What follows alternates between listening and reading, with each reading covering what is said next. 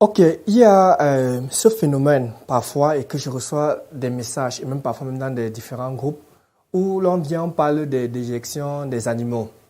Et certains parfois se posent la question pourquoi est-ce que lorsqu'on applique, que ce soit les lisiers de porc, que ce soit les fientes de poules pondeuses, que ce soit les crottes de lapin, que ce soit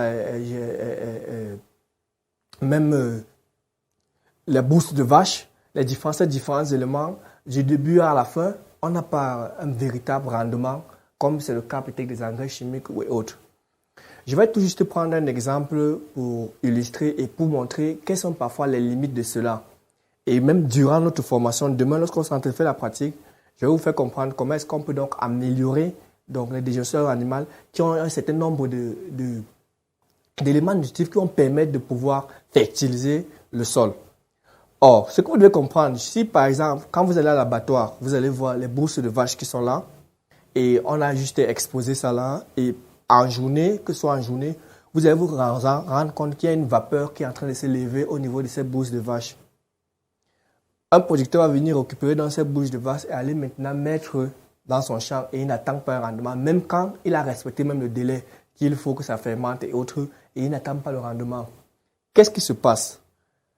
Lorsque la bouche de vache est exposée au soleil et que la vapeur là est en train de sortir, cette vapeur là est riche à un élément, une vitamine, si vous me permettez le terme pour simplifier la compréhension, une vitamine qui est l'azote.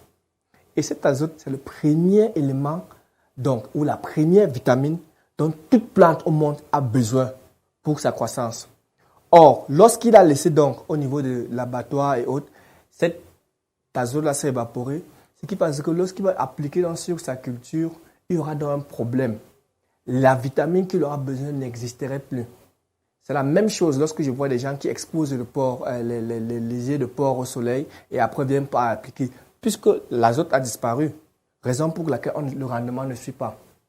Et maintenant, il y a même d'autres personnes qui disent que ok, si ça ne s'est pas décomposé, lorsque j'utilise même cette digestion de porc qui n'a pas eu à décomposer, le fait qu'il n'y a pas de décomposition, ça va attirer les termites au niveau du champ, raison pour laquelle on aura les termites.